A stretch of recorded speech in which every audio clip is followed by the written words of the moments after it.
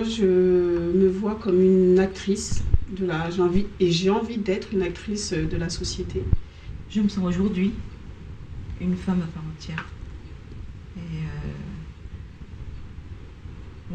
comme cette chenille qui devient papillon, qui ne sait pas encore bien voler, mais voilà, je m'ouvre au monde, aux autres, et surtout, je me libère. Moi, ça a été clairement, la réparation de mon excision. C'était le 10 octobre, le mercredi 10 octobre 2012, donc il y a un an. Et c'est ça qui a marqué, on va dire ma féminité revendiquée en tout cas. Parce que, voilà, la réparation de cette excision m'a donné envie, en tout cas au moment où je me suis réveillée, de dire je suis une femme déjà, parce que je suis une femme entière. Maintenant, je veux que tout le monde le sache, sache que je suis une femme, que ce soit dans le monde professionnel, que dans la vie de tous les jours. Je suis une femme.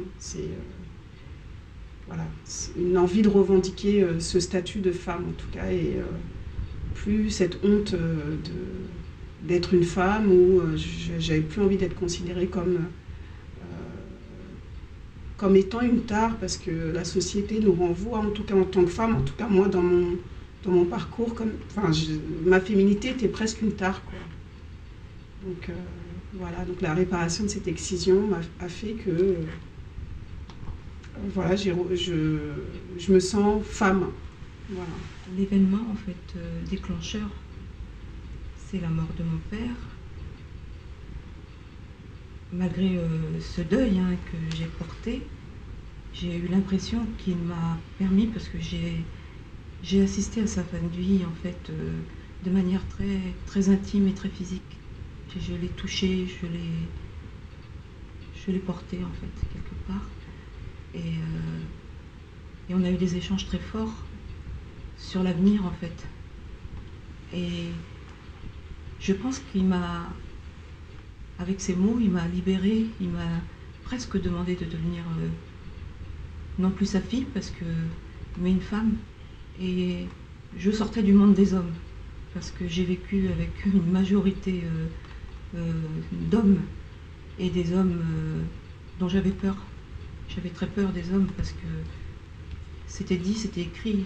J'étais ni un homme ni une femme. Les filles étaient asexuées. J'étais quelqu'un d'asexué. Et j'ai caché mon corps, je l'ai ignoré, et pourtant je savais qu'il se passait quelque chose de très vivant au fond. Mais j'avais pas le droit. J'avais pas le droit d'y toucher, à ce clitoris entre autres. Et j'étais, et toutes les femmes de ma génération, toutes ces jeunes filles sacrifiées en fait, féminité bafouée, dangereuse pour la cellule familiale. Et en partant, il m'a libérée en fait. Et je lui dois ça. Et aujourd'hui, oui, j'ai changé énormément. Après sa mort, j'ai osé me regarder. J'ai essayé de me trouver belle. J'ai encore du mal. Mais voilà, je pense que il m'a réparée. C'est pas sa mort qui m'a réparée, c'est les mots qu'il m'a laissés en fait avant de mourir.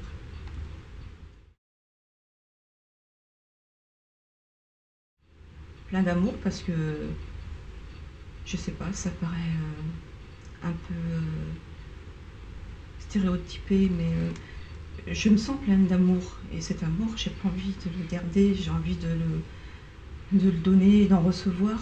Et bon, je suis devenue infirmière un peu par hasard, mais finalement, je me suis nourrie, et j'aime écouter la vie des autres. J'adore observer les autres, dans la rue, dans le métro. Je suis en quête permanente de l'autre, en quête permanente. L'histoire de l'autre est forcément singulier et en fait j'ai du respect maintenant pour l'histoire de chacun en fait. Et je me dis en fait que toutes les histoires sont singulières et toutes les histoires sont belles et j'ai toujours envie de chercher ce qui fait l'histoire de l'autre.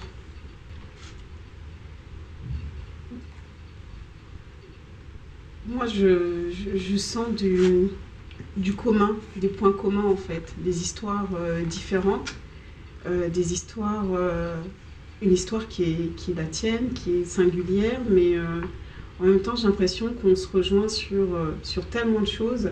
C'est nous en tant que femmes. C'est donc je t'écoute avec beaucoup d'empathie. En même temps, j'ai l'impression que tu racontes ton histoire, mais j'ai l'impression que tu racontes aussi un petit peu la mienne. Ton émotion que je sens là dans ton regard, même quand tu parles, voilà, je la vis aussi. Je la vis, enfin, je l'ai vécue. Et voilà, enfin, quand tu te regardes, quand je sens un petit peu tes souffrances, etc. Voilà, enfin, je fais pas que de les sentir, que de les voir, je les vis aussi, quoi. Je les vis parce que je crois que voilà, on partage quand même une chose, quoi. C'est nos douleurs de femmes, surtout, oui, c'est ça, nos douleurs de femmes. Oui. Donc ouais, beaucoup d'empathie et de bienveillance aussi. Puis un peu de... C'est dur, mais ce que je vais dire, mais presque du réconfort de sentir qu'on n'est pas seul à sentir les mêmes choses.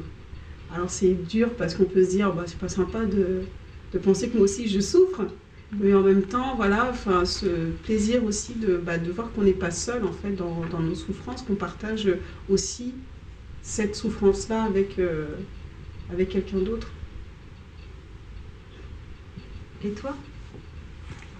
Moi, en fait, je ressens beaucoup d'émotions parce que pour moi, l'excision, pour moi, c'est un crime, mais c'était quand même une amputation physique. Et voilà, ça faisait mal. Ça faisait mal, ça saignait, on en mourait. Et ça me bouleversait en tant que femme.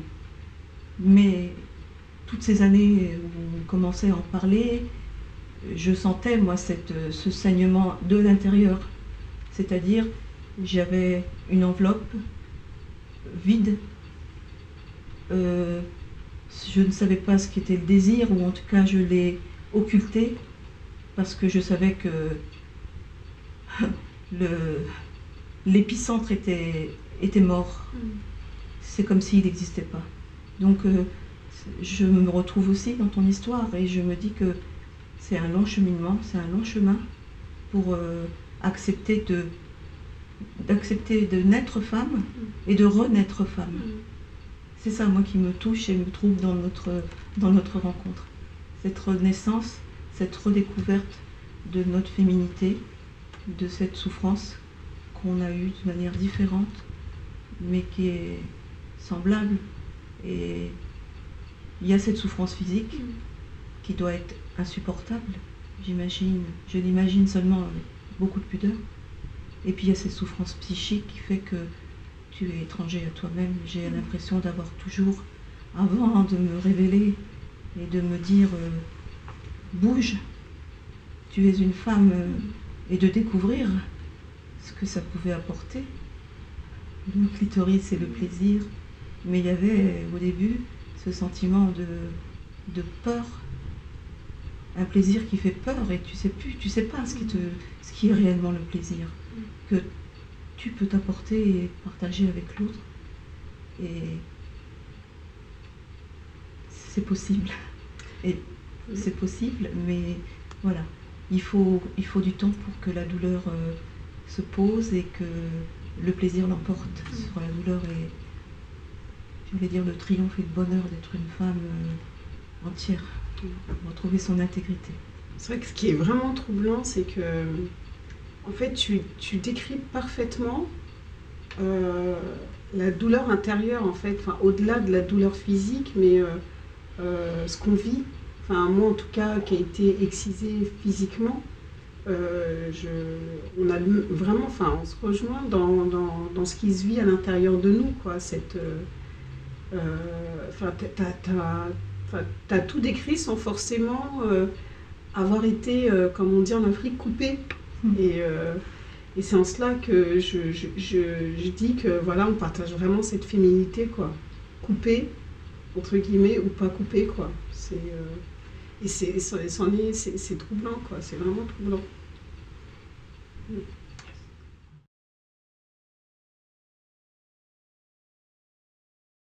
C'est une question tellement importante, la dignité humaine, la vie, que c'est ni femme ni homme. C'est la femme dans ce combat mène le combat de l'humanité et porte le combat de l'humanité. Souvent, les femmes, quand on les voit dans leur pays d'Afrique ou dans leur cuisine, en fait, elles portent quasiment tout, malgré ce que tentent de montrer les hommes. Et ce combat des femmes, c'est le combat de l'être humain en général. Donc je n'y vois presque plus du genre, même si les hommes ont choisi de punir les femmes par leur sexe, par leur genre. Je crois que rétablir ça, c'est un devoir vraiment pour l'espèce humaine. Et là, les femmes portent au plus haut, en fait, l'espoir de l'espèce humaine. C'est pour ça que ça vaut vraiment le coup de se battre. At the end of the tunnel, the light of death. But love takes over and conquers it all. But love takes over and conquers it all.